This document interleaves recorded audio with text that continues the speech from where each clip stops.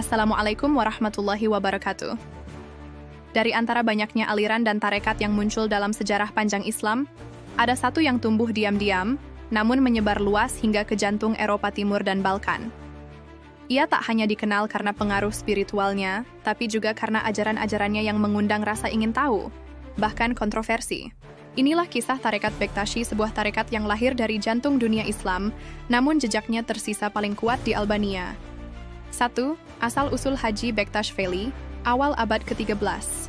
Kisah ini dimulai di Khurasan, Persia Timur, sekitar awal abad ke-13.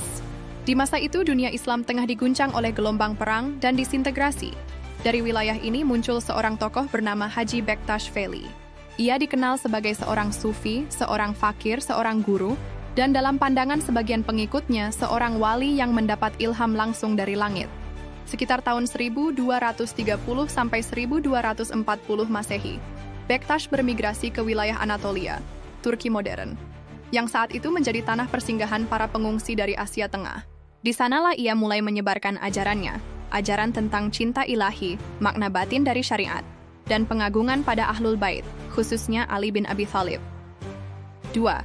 Ajaran dan ciri utama Bektashi. Ajaran tarekat ini memiliki ciri khas yang berbeda dari banyak tarekat lain. Berikut inti-inti ajaran mereka. 1. Tauhid batiniah.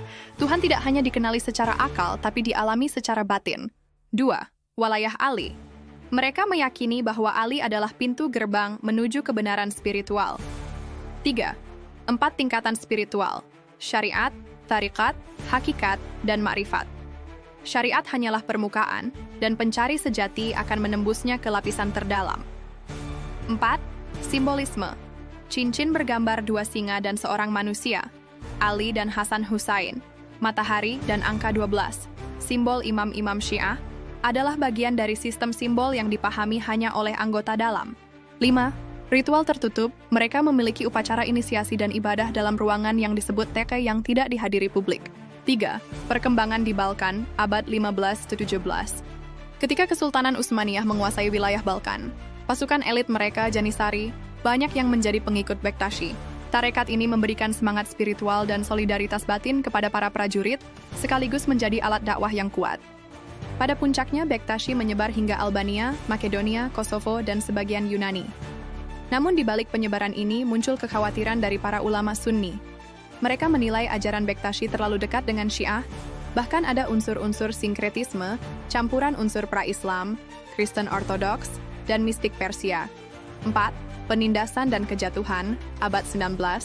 Pada tahun 1826, Sultan Mahmud II membubarkan Kor Janissary dan secara resmi melarang tarekat Bektashi. Banyak pusat-pusat spiritual mereka ditutup dan pengikutnya diburu. Namun seperti api dalam sekam, mereka tetap bertahan diam-diam.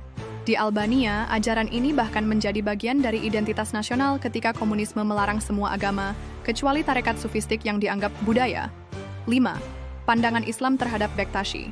Dari sudut pandang Ahlus Sunnah wal Jamaah, banyak ajaran Bektashi yang dinilai menyimpang, antara lain 1. Pengkultusan terhadap Ali yang berlebihan hingga ke tingkat semi-divine. 2. Ritual dan zikir rahasia yang tidak ditemukan dalam tuntunan syariat. 3. Pendekatan longgar terhadap ibadah fardu, seperti salat dan puasa. Namun ada juga nilai-nilai Islam yang tetap dijaga seperti 1. Pengagungan terhadap Nabi Muhammad dan Ahlul Bait. 2. Kecintaan pada ilmu dan filsafat. 3. Ajaran akhlak seperti sabar, ikhlas, dan toleransi terhadap sesama. 6. Kesamaan dan perbedaan dengan Islam Sunni. 1. Salat. Dalam Islam, salat dilakukan 5 waktu sehari yang merupakan kewajiban yang harus dilaksanakan oleh setiap muslim. Sementara dalam Bektashi, salat tidak selalu dilakukan secara formal dan lebih bersifat simbolis. Praktik salat dalam aliran ini cenderung lebih fleksibel dan tidak sepenuhnya mengikuti ketentuan waktu yang ketat. 2. Tauhid. Dalam Islam menekankan konsep tauhid yang murni, yaitu pemahaman tentang Tuhan yang langsung tanpa perantara, mengikuti ajaran bahwa Allah adalah satu dan tidak ada yang menyertainya. Dalam Bektashi, tauhid juga penting, tetapi ada pengakuan terhadap peran seorang guru atau sosok Ali sebagai perantara dalam pengenalan Tuhan. Hal ini menandakan elemen esoterik yang lebih kuat dalam tradisi Bektashi. 3. Al-Quran. Dalam Islam, Al-Quran diterima secara literal dan batiniah, di mana teks-teksnya dipahami baik secara harfiah maupun melalui tafsiran dalam konteks batin. Sebaliknya, dalam Bektashi, fokusnya lebih pada makna esoterik Al-Quran. Ini menunjukkan kecenderungan untuk menekankan interpretasi yang lebih dalam dan tersembunyi dari teks suci. 4. Ahlul Bait. Dalam Islam, Ahlul Bait, keluarga Nabi, dihormati dan dihargai. Tetapi mereka tidak diposisikan dalam kedudukan yang sangat istimewa dibandingkan dengan ajaran utama Islam. Di sisi lain, dalam Bektashi, Ahlul Bait diposisikan pada tingkat yang sangat tinggi, dengan penghormatan yang lebih mendalam terhadap keluarga Nabi, khususnya Ali, yang dianggap sebagai pemimpin spiritual. 5. Ritual. Islam memiliki ritual yang lebih terbuka dan dapat diakses oleh masyarakat luas, sesuai dengan pedoman yang ada dalam syariat Islam. Sebaliknya, dalam Bektashi, ritual dilakukan dengan cara yang lebih tertutup dan simbolik. Banyak praktik mereka yang bersifat esoterik dan hanya dapat dipahami oleh anggota yang lebih dalam tradisi tersebut.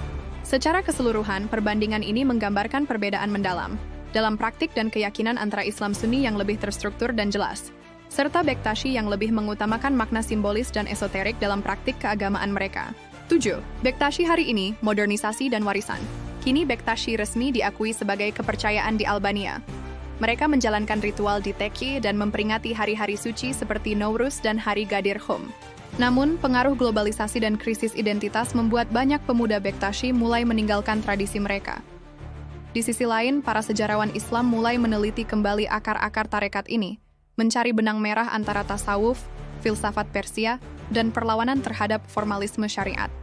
Ahlus Sunnah wal Jamaah menganggap Bektashi adalah agama baru, bukan salah satu dari tarekat Islam. Sama halnya juga dengan Syiah, ia bukan dari bagian Islam. Walaupun secara ritual kebanyakan sama dengan ritual Islam, akan tetapi asasnya agama sangat jauh berbeda dengan Islam sesungguhnya. Tarekat Bektashi bukan sekadar bagian dari sejarah Islam, ia adalah cermin dari dinamika pencarian ruhani dalam peradaban Islam. Sebagian menganggapnya sesat, sebagian melihatnya sebagai pencarian makna di balik ritual. Pertanyaannya, apakah spiritualitas sejati hanya ada pada syariat yang ketat? Atau juga bisa muncul dalam bentuk simbol, puisi, dan rahasia batin? Hanya Allah yang Maha Tahu. Wassalamualaikum warahmatullahi wabarakatuh.